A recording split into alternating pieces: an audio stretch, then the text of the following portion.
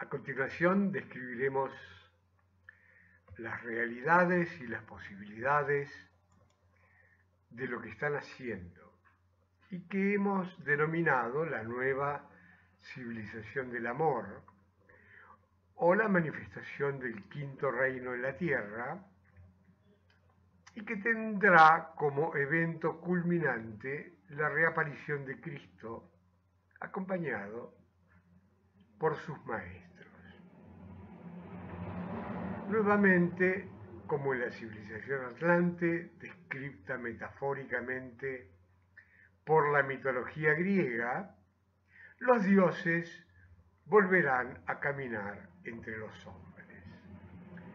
La resurrección del espíritu humano del infierno actual corresponde al final del Kali Yuga o Edad Oscura y al comienzo del Satya Yuga o Edad Luminosa o de la Verdad, que coincide con el fin de la era de Piscis y el comienzo de la era solar de Acuario, cambio que afectará a toda la Tierra y obviamente también a sus habitantes. Vemos el ABC de la espiritualidad humana de la siguiente manera. Estas notables transformaciones individuales y grupales desde el comienzo de los tiempos pueden apreciarse en el siguiente gráfico que hemos denominado el ABC de la espiritualidad humana, que nos permitirá comprender la magnitud de la oportunidad de la crisis que estamos viviendo. Jamás en toda la historia de la humanidad, ninguna sociedad humana tuvo la posibilidad de comprender en forma pública y simple las circunstancias, los peligros y las oportunidades de las crisis sociales y espirituales por la que estaba atravesando. Esto se debe al imprevisto y acelerado desarrollo de la mente humana en la sociedad occidental, producido por la difusión del sistema educativo. Repetimos, solo en Occidente. Tal circunstancia genera un plan educativo de emergencia por parte de la jerarquía de maestros, materializado por las tres mujeres que citamos en la primera parte del libro, Blavatsky, Bailey y Roerich, y que hoy reconocemos como el origen de la fantástica penetración de la ciencia en los ámbitos de la espiritualidad humana. Dos grandes mentalidades se expresaron en la década de 1930, haciendo notar las cuestiones más importantes en relación con estos hechos educativos. Pierre Teilhard de Chardin dijo que una especie en evolución que toma conciencia de que está inmersa en un proceso evolutivo notable, puede producir una revolución en ese proceso, porque puede contribuir voluntariamente a su aceleración. María Montessori declaró que nuestro sistema educativo, esto lo declaró en 1932, que nuestro sistema educativo actual genera esclavos, dependientes, no individuos libres.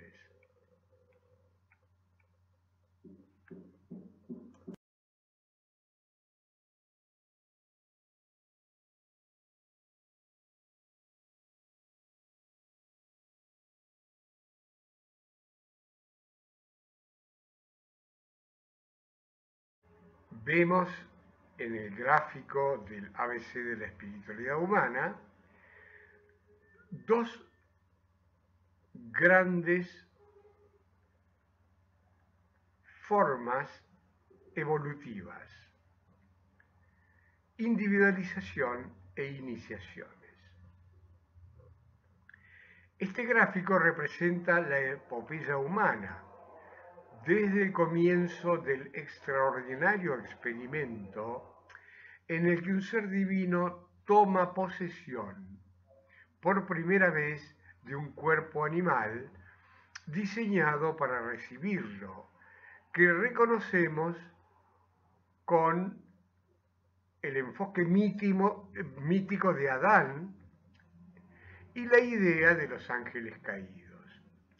Este proceso de inmersión del espíritu en la materia, con el propósito de perfeccionar, por medio de la experiencia, tanto al intermediario divino que llamamos alma, como al vehículo biológico a lo largo de sucesivas encarnaciones, generando a lo largo de más de 21 millones de años un individuo, palabra que quiere decir indiviso, completo, recibe el nombre de individualización.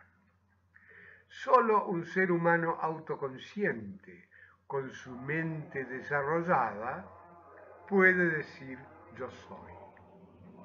Pero esta inmersión en las profundidades de la materia se hace en condiciones particulares. La conciencia del alma permanece separada de la incipiente conciencia personal. Solo un ser humano autoconsciente, con su mente desarrollada, puede decir yo soy. Pero esta inmersión en las profundidades de la materia se hace en condiciones particulares. La conciencia del alma permanece separada de la incipiente conciencia personal. En el gráfico esto está representado por los dos triángulos. La triplicidad del alma, como el triángulo ubicado en los planos sutiles, no perceptibles, con su vértice hacia arriba, cumpliendo su función de dar coherencia a la personalidad y haciéndolo suyo en su propio plano. Y la triple personalidad operando en el mundo perceptible, como el triángulo situado en los planos densos con el vértice hacia abajo, impulsada por sus instintos y por el deseo, permanentemente ocupada en sobrevivir y en aprender a poseer y experimentar a lo largo de una vida. El alma hace lo que le corresponde y se encuentra en profunda meditación, esperando que sus distintas personalidades, a lo largo de varias vidas, despierten en alguna de esas vidas. Esto finalmente se produce en alguna encarnación, este tema de despertar y reconocerse como lo que uno realmente es. El arquetipo de una mente autoconsciente, iluminada por el alma, fue Buda, que significa precisamente el iluminado en sánscrito. La principal capacidad de semejante individuo es la de reconocer conscientemente su condición divina. Es de hacer notar que la palabra reconocer significa volver a conocer, porque en realidad el alma en su plano conoce, pero las distintas personalidades no, hasta que llega el momento. Cuando se produce este reconocimiento, que en una primera instancia es teórico, porque la mente de la personalidad finalmente accedió al conocimiento disponible, la potencia de la personalidad integrada puede producir el milagro de la reorientación y aprender a formular la pregunta. Esta reorientación es la de una personalidad potente, hastiada de tanto conflicto inútil, que pregunta y se pregunta en el sentido de tanto sufrimiento la utilidad de tamaño dolor, y mira por primera vez hacia arriba y comienza a preguntar. Por eso la Biblia insiste tanto en este tema.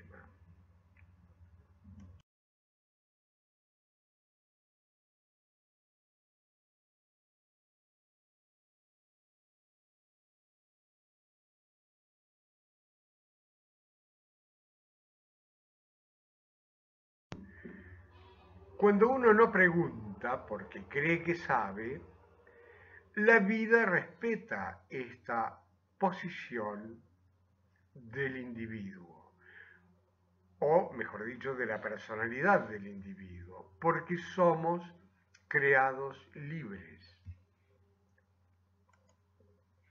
Y seguiremos aprendiendo por el doloroso pero efectivo método de prueba y error, tantas veces como sea necesario, y durante todas las vidas que necesitemos para aprender a reorientarnos y hacer la pregunta.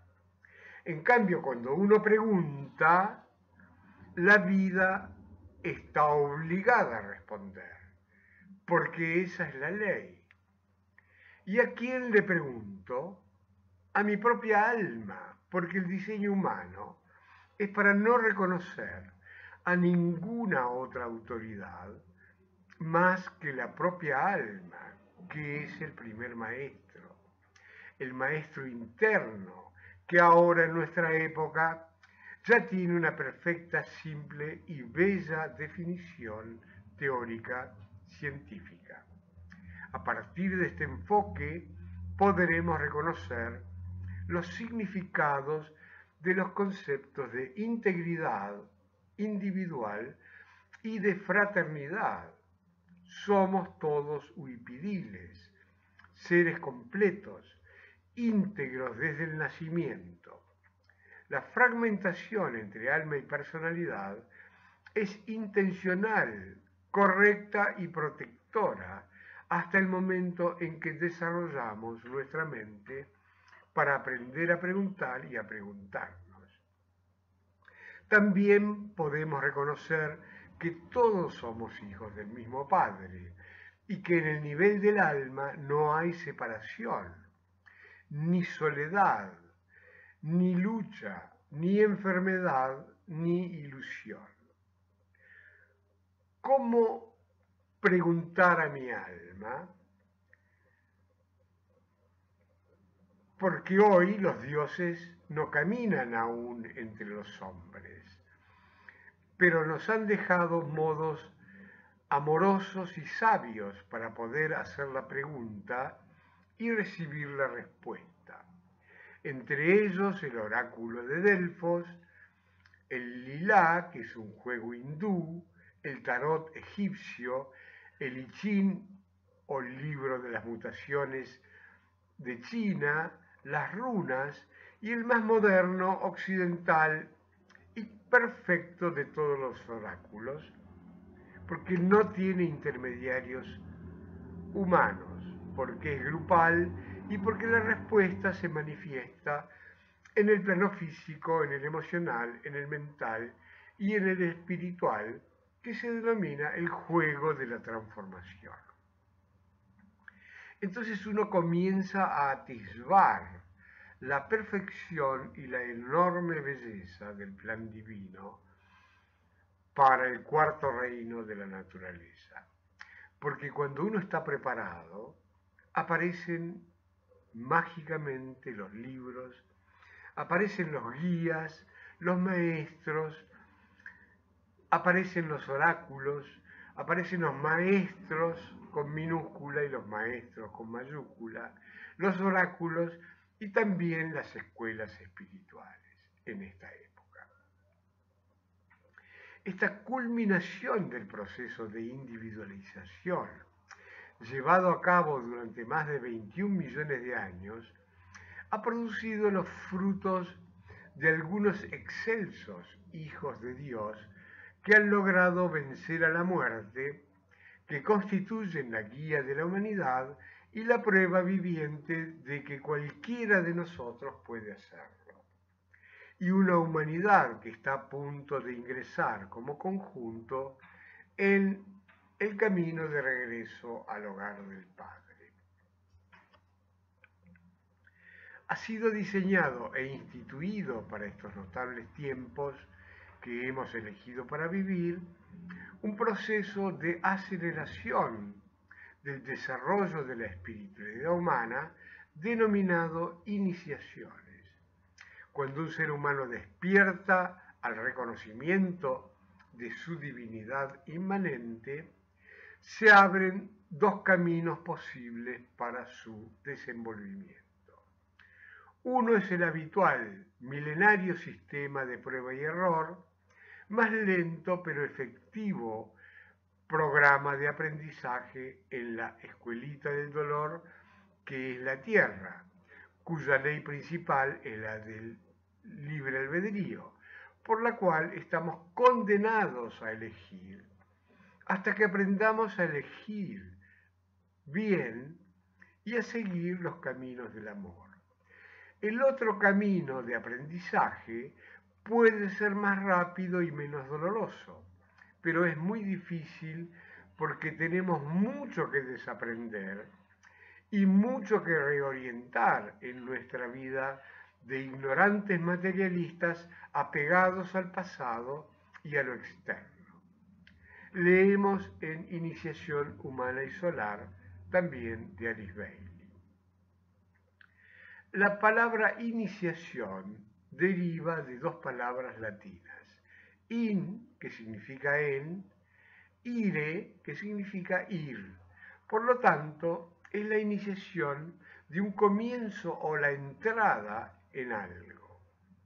En el caso que estamos estudiando, significa en su más amplio sentido la entrada en la vida espiritual o en una nueva etapa de esa vida. Es el primer paso y los subsiguientes en el sendero de santidad.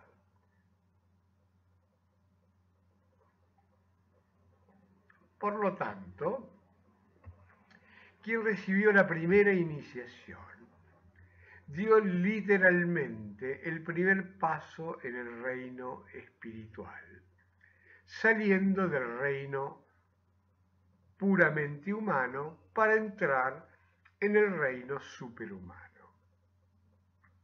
Así como salió del reino animal y entró en el humano, en la individualización, así entra en la vida del espíritu y por primera vez tiene el derecho de llamarse hombre espiritual, en el significado técnico de la palabra. Entra en la quinta etapa, la última, de nuestra actual quíntuple evolución.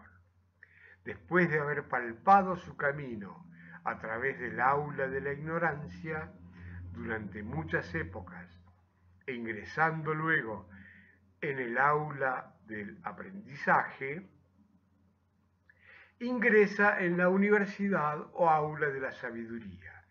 Cuando egrese de ella, se graduará con el grado de maestro de compasión. Dice en el prólogo Alice Bailey, la iniciación ha sido presentada como algo fácil de lograr y que no exige tal rectitud de carácter como se ha creído. Los siguientes capítulos demostrarán que la crítica no es inmerecida. La iniciación es muy difícil de lograr. exige la estricta disciplina de la entera naturaleza inferior y una vida de renunciamiento y de abnegada devoción. También debe tenerse presente que la enseñanza primitiva es correcta en su esencia, aunque empequeñecida en su interpretación. Aún hay quienes se interesan en ello, pero consideran que las posibilidades implicadas son demasiado avanzadas para ellos y que no deben tratarlas en esta etapa de su particular evolución. Este libro intenta poner de manifiesto que aquí y ahora el hombre común puede comenzar a desarrollar el carácter y sentar las bases del conocimiento necesario para obtener la debida preparación antes de poder hollar el sendero del discipulado. En esta forma, todos los hombres y mujeres, si lo desean, pueden recorrer el sendero de probación a fin de prepararse para el discipulado. Y terminamos con esta frase, el séptimo capítulo. Las iniciaciones están maravillosamente representadas por la epopeya del Maestro Jesús, quien encarnó en el vehículo biológico nacido de María para preparar a su vez un vehículo adecuado para que el bautismo encarnara la excelsa individualidad que llamamos el Cristo, quien prosiguió su camino hasta lograr transformar el agua en vino, multiplicar los panes y los peces, curar a los enfermos, resucitar a los muertos, transitar la crucifixión y finalmente vencer a la muerte por medio de la resurrección.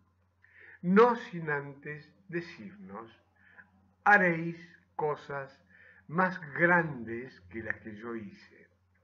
En el libro de Belén al Calvario, de Alice Bailey, se describen estas instancias simbólicas del camino de regreso al hogar del Padre, que es el destino prefijado para todos los hombres de la tierra en el plan divino.